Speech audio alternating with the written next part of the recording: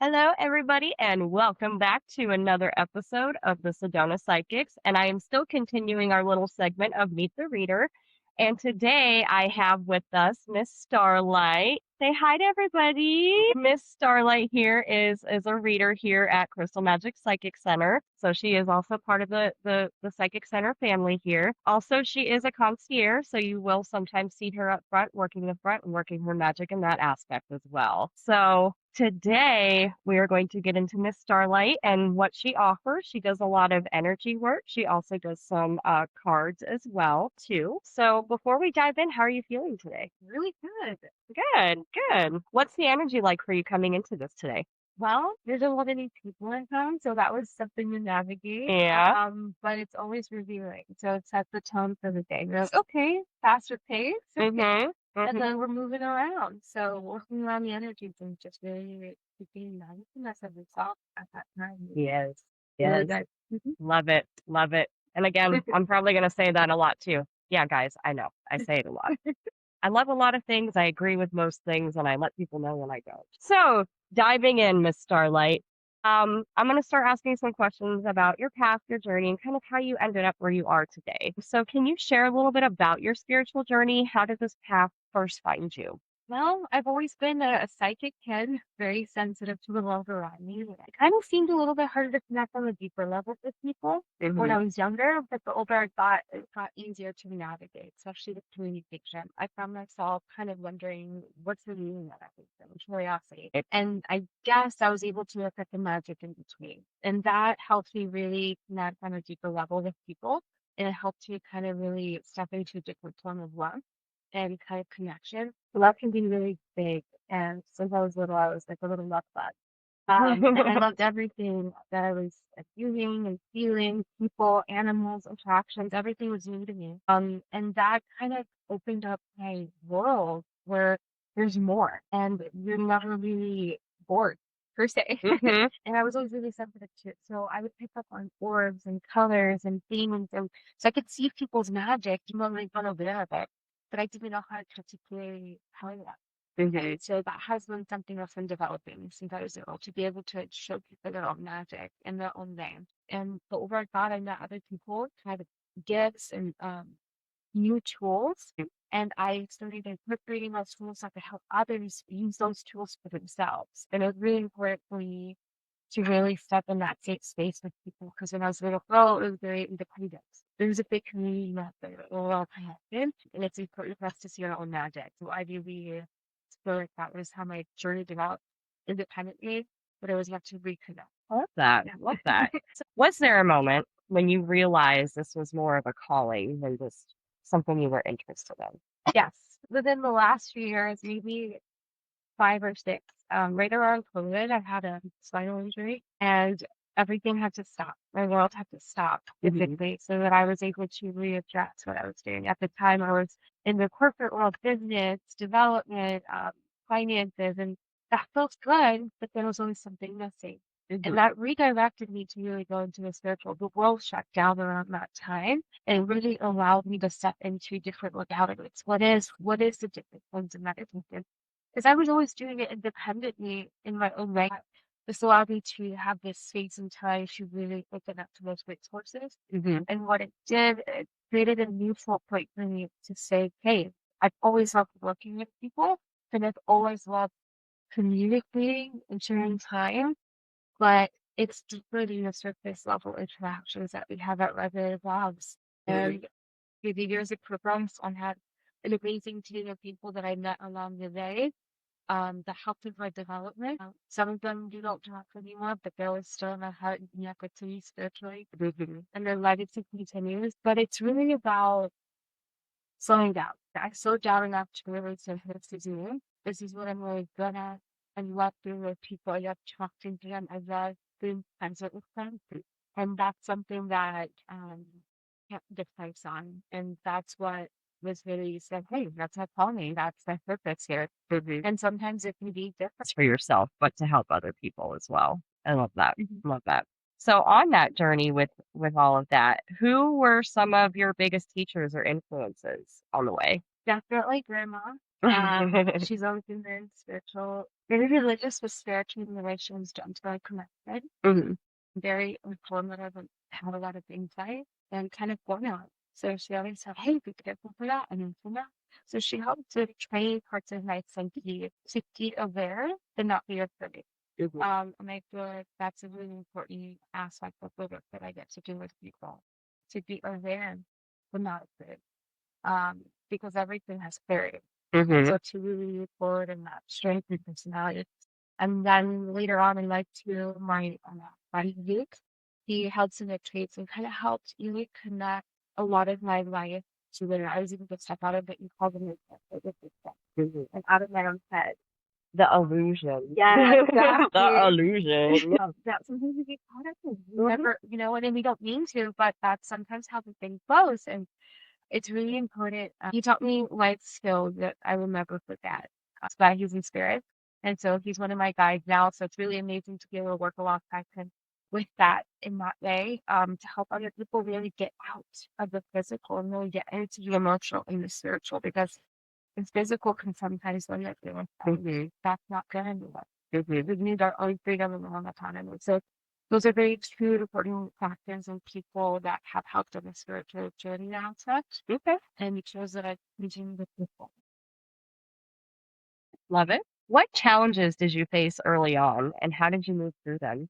That's a very big question. I mean, we can even get to the Yeah. nitty-gritty if you want. We can get nitty-gritty with Yeah, it. say that childhood wasn't always stable. You can Mhm. say it in different ways, emotional, financial. And I think a lot of people can resonate with that. And that's not a bad thing. Mhm. It's a good thing in the sense that we can connect because now we can find solutions. And so my mom was a single mom, and so she was independent and raised me in the best capacity she could. And so what happened, we built a connection of friendship and separation of mother and daughter, the good friendship, and then being able to hold space at a young age. Mhm. And also navigate the hardships or the challenges of this world without having to a young adulthood and responsibilities, and being able to really ground in a world that wasn't so grounded. Mhm. And emotion, big emotions, and then allowing them to flow in a healthy way, or knowing what that is and being able to express. So that was a lot of the thing growing up, the changes. I was so constant, moving. I moved a lot. I moved way, like maybe 20 times by the time I was. And so that helped me to also be uncomfortable with change, Mhm. but to also know that I can adapt and to know that there is stability within itself. And embrace it. Exactly. Embrace it. The change always comes for a reason. Yes. Always. And it's constant. So it's Mhm. something that you don't need to be afraid of, but the more you know who you are, it's easier to really open up and do damage control per se. Some people can resonate with that. Or really free flow and let it happen for you, but not be so nervous.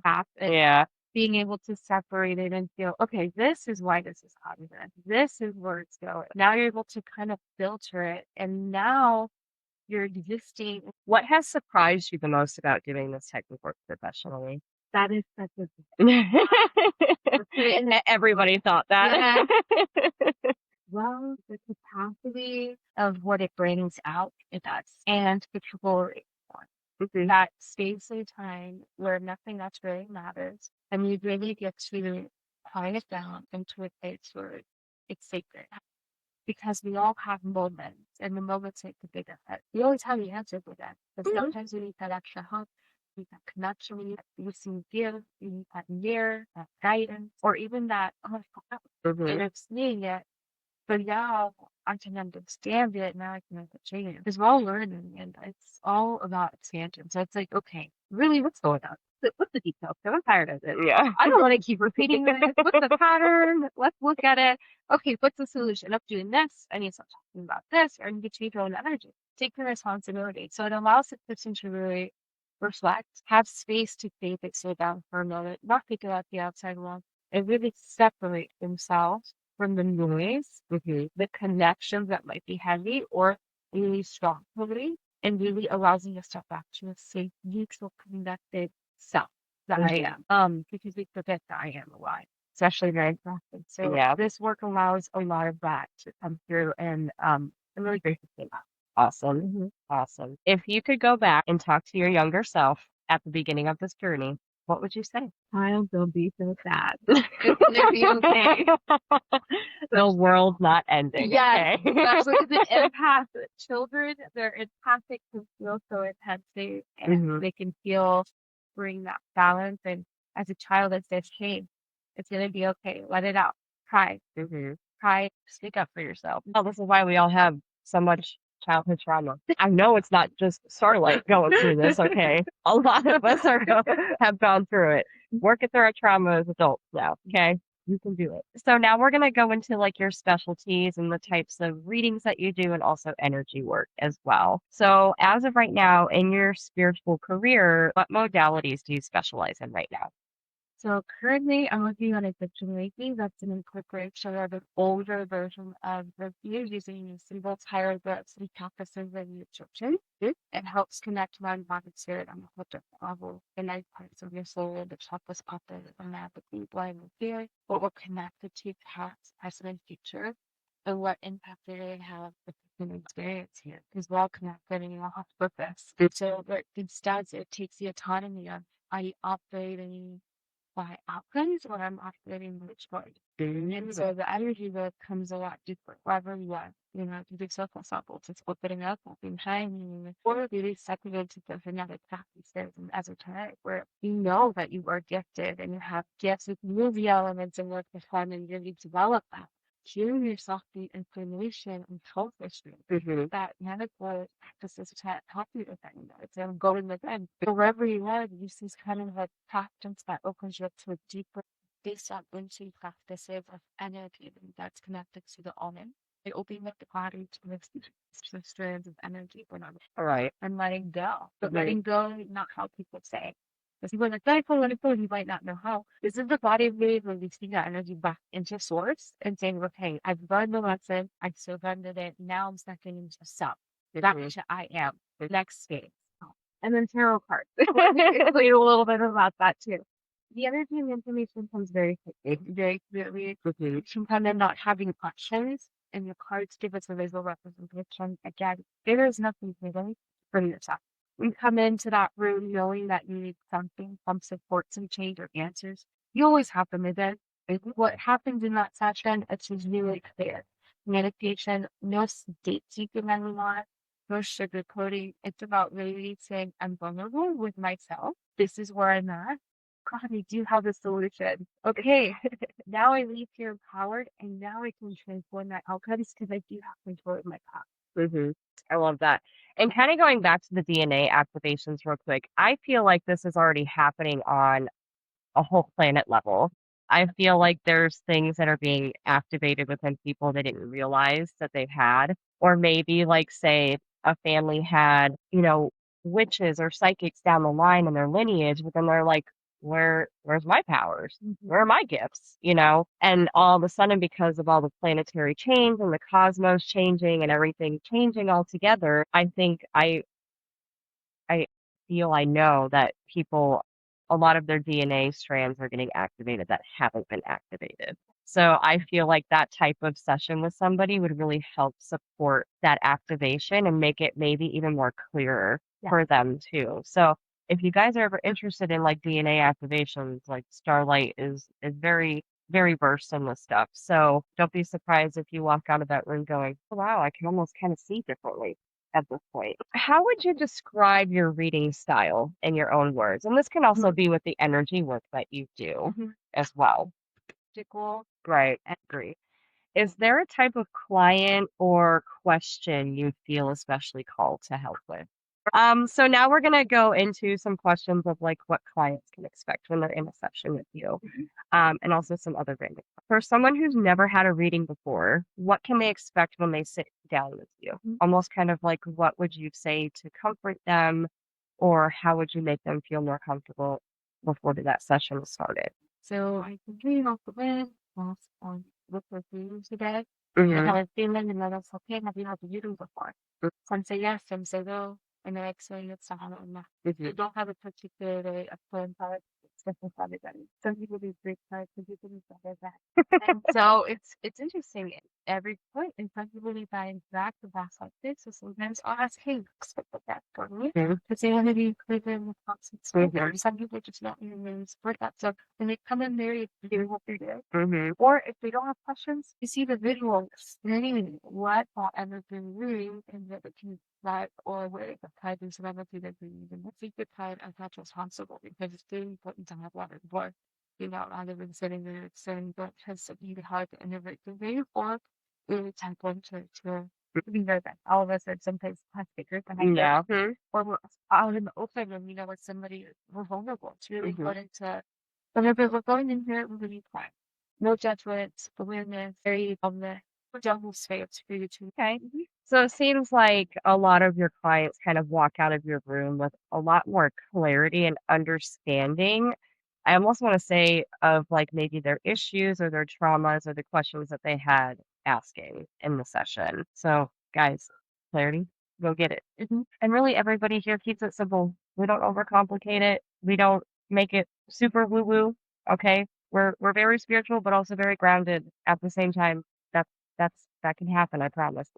What role do you believe a client plays in their own healing or insight? I feel like that's a given right by a data, and it's a remembrance, and it's important that you remember you can cook data. And I believe in most of that stuff. And so the more you remember that, you can substitute it quick on the one yet, and you really then will also see how you're going to change it on. So Yeah, it all starts from the inside out, guys, not the outside in. What would you say to somebody who feels nervous or unsure about booking their first reading or energy session? okay, take a deep breath first. There's a reason why you're curious and why you're tapping into seeking this type of support or guidance. Remember, whatever comes through, you're ultimately bringing in, and it's just reflecting that somebody who's able to support and help you come with that. Sometimes the communication's always been here, but we just can't open up enough. We need that hand to support us Or don't know how to open it. Yeah. right. And so if you don't know, but you know that there needs to be some change within us, or some peace, or some release, freedom, transformation, integration, and you don't know what it is, take that leap of faith. You start True. You're already using your intuition to book with us, so. So now we're going to kind of go into more of like some wisdom and advice for our listeners as well. What advice would you give somebody who is going through a confusing or uncertain time in their life? very big and busy. So what we're doing, growing out of where you are, and you're stuck in a shouldn't this up the moment and there's like expansion or a child of the womb infections and it's so is this causing you to get uncomfortable or you really don't have even more that a lot of fixed thing. Right. Yeah. Growing and evolving, guys, is very uncomfortable. Even if it's something you've done before, but you're doing it differently, there's still an aspect that's uncomfortable about it. But trust it, trust it. What is something you wish more people understood about psychic or intuitive work? That everybody is psychic to some level, and you can keep ignoring it as much as you want, but that inner voice does not deny that you know something and you have your own innate wisdom, but you keep ignoring it. And that's really what I believe separates us from one another. That's that we're not different from one another. I feel like that unity of love is really going to expand, and it's already happening. It's happening whether you like it or not. Yep. So either you go on the wave and really step into it and ride it, or you go under and down a little bit, and then step out of it again and really allow yourself to develop. It's a beautiful thing. It's beautiful to not be stuck where you were, and to be the same for millennia. What message do you feel the collective really needs to hear right now? We are leaving ignorance behind. That is a big one. We are no longer ignorant to needs, expansion, people, feelings, emotions, the planets, ET, alien contact. That's a big one right now. Governmental changes, everything. Yeah, I think I just recently saw too that I think the president is actually going to start releasing more information on ETs and stuff.